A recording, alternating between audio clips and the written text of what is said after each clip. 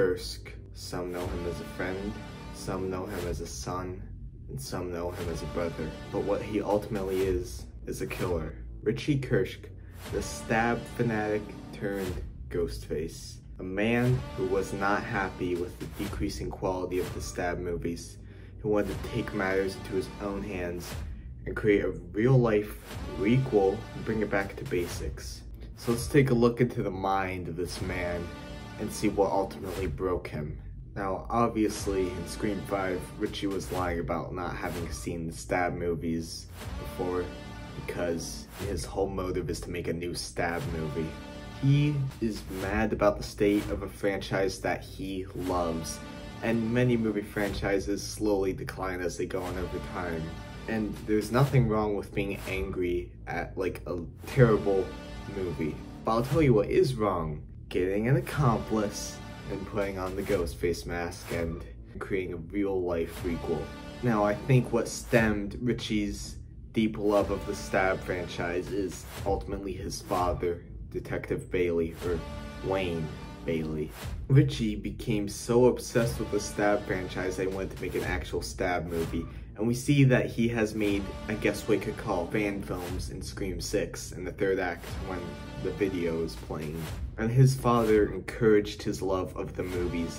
He helped him build up the whole collection with items ranging from Scream 1 all the way through the franchise. I mean, I think Wayne Bailey deserves the World's Worst Father award because he ultimately encouraged his son to become Ghostface. He definitely overindulged Richie's love of the Stab movies, and it's Richie's obsession with it and his father helping him collect all the Scream or Stab relics that ultimately led him to snap. His father loved his son and believed that Richie was very creative, but obviously Richie couldn't do this on his own. So he found Amber, a potential psychopath, and Amber can take credit for almost all of the kills in Scream 5.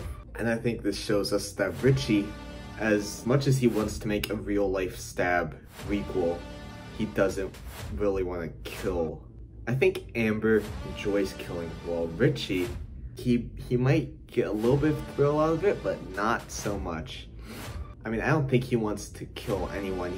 That's the whole point of Amber. I mean, he basically manipulated her into becoming his partner so that she could do all the killing. I think the fact that he recruited Amber sort of makes him one of the smarter ghost faces, like Roman Bridger. Not as smart as Roman Bridger, but still pretty intelligent. He utilized Amber's psychotic mind, the fact that she also watched the Stab movies and lived in Stu Macher's house, to his advantage. He manipulated her into killing people. And once he and Amber got the idea to make a sequel, they realized that they don't just want to make a sequel, they want to make a requel. They gotta bring the legacy characters back to make it matter, to bring back old fans of the franchise. So, I think Richie is the brains of the operation, Amber is the muscle. Richie meets Sam Carpenter, he finds her in Modesto, and he gets in her life. He becomes her boyfriend just to kill her, which he obviously fails at. That's pretty dark because I honestly did not see it coming that he was Ghostface. He seemed genuine, he seemed caring, but ultimately he was a killer. I think he sort of gave up trying to hide he was Ghostface right after Amber was revealed and he and Sam were in the basement. Because he said, hey, what if Tara's Ghostface? There's no logical way that Tara could have been Ghostface. She was hospitalized the whole movie, and we saw the whole opening scene with Ghostface attacking her, so that just made no sense. And it was in that instant that I knew he was Ghostface. It's in that instant I think Sam might have also known he was Ghostface. I mean, she still looked surprised when he stabbed her, but I think she might have got at least slightly suspicious of him at that point. When Richie is revealed, you can see just how much he cares about the Stab franchise. He believes that people don't take movie fans seriously. They don't take film geeks seriously. Because nobody takes the true fans seriously. Not really. They just laugh at us. And why? Because we love something? We're just a joke to them? He talks about how fandom is toxic, how the whole movie community, at least of the Stab franchise, is toxic. He talks about how the fans are so mad with what Stab 8 is gonna be. I mean, who wouldn't be? Why is Ghostface sleeveless? And why does he have a freaking flamethrower? But you can see that he truly believes he's doing a good thing. Now sure, saving a movie franchise is a great thing to do, but not at the cost of people's lives. I think that shows you sort of how detached from reality his mind is. He genuinely believes he's doing a good thing. He believes he's gonna get away with it. People may argue that Jack Quaid did not give a good, sort of scary killer performance, but I think he did. Because when he was revealed, he was so casual about what he was doing. He almost acts like it's just a thing you do every day, and that sort of makes him terrifying. Because he doesn't really see what's wrong with what he's doing. This is a classic example of a villain who doesn't know they're a villain.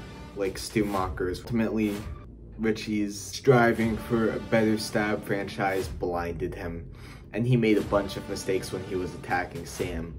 She's the daughter of Billy Loomis, so the chances you're gonna survive are pretty slim. And you can see how shocked he is, but I think there was also sadness there, because he realized this is the part of the movie where both the killers die. He realized that his Stab reboot is never gonna happen. And as Sam stabs him over and over again, you can see him cry more and more. And he realizes he's not gonna get his ending, as he says. What about my ending? I mean, he wouldn't be an important character in the new Stab movie. You can see how desperate he is to make the movie. But ultimately he dies, just like the other Ghostfaces. So to recap, Richie's ultimate love of the Scream franchise and his father encouraging that love of the Stab franchise ultimately led him to become a killer. He didn't really want to kill people, but he didn't care if the movie he was making came at the cost of other people's lives. So I want to thank you all very much for watching Scream Geeks, and until next time, toodles!